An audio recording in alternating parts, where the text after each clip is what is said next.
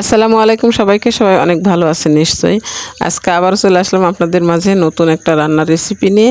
আজকে আমি রান্না করব এই যে গুঁড়ি আলু, যেটা আমরা বলি গুঁড়ি আলু। আসলে কে কী বলেন জানি না, কিন্তু এটা ছোট ছোট আলু। এই আলু সিদ্ধ করে নিছি আমি, এগুলা সিদ্ধ করে নিয়ে আমি ছিলতেছি, অনেকক্ষণ ধরে ছিলতে পারিনি, অর্ধেকটা ছিলছি, আরও ছিলতে হবে। এর মধ্যে আমি মশলাটা কষানো বসায় দিছি। মশলা কষাবো, কষায় এই যে মাংস দিয়ে রান্না করব, তো মাংসটাও কষায় নেব। এর ফাঁকে আমি আলুটাও ছিলতে থাকবো। এই যে মাংস দিয়ে আমি রান্না করব, এইভাবে আমি সবগুলো গুছিয়ে নিয়েছি। মাংস কিন্তু ছোট ছোট করে কাটছি, আর আলু যেহেতু ছোটো, এই জন্য মাংসগুলো ছোট ছোট করে কাটে কষাবার দিলাম। এখানে মাংস কষে সিদ্ধ হয়ে যাক, আর আলু তো সিদ্ধ করাই, এই আলুটা ওর ভিতর দিয়ে দিলে বেশিক্ষণ কষাতে হবে না। আসলে মাংসটা আগে সিদ্ধ হয়ে গেলে আলু দিয়ে দেবো। তো এই যে মাংস কষানি দেখেন কত সুন্দর কালার আসছে, এই কালারে এখন আমি আলুটাও দিয়ে দেব। এর ফাঁকে আলুটা দিয়ে অনেকক্ষণ ধরে একটু ভেজে নিতে হবে, মানে কষানো নিতে হবে। কষায় নেওয়ার পরে তারপরে আমি ঝোল দিব। আগে আলুটা দিয়ে দিলাম।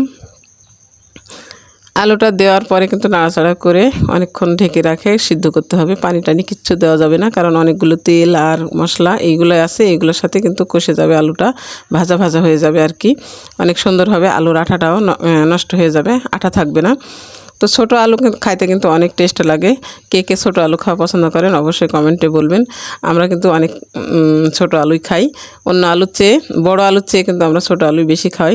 ছোটো আলু ভাজা, পুরপুরি, সিদ্ধ করা, ভর্তা বানানো, সব কিছু খাইতে অনেক টেস্ট লাগে।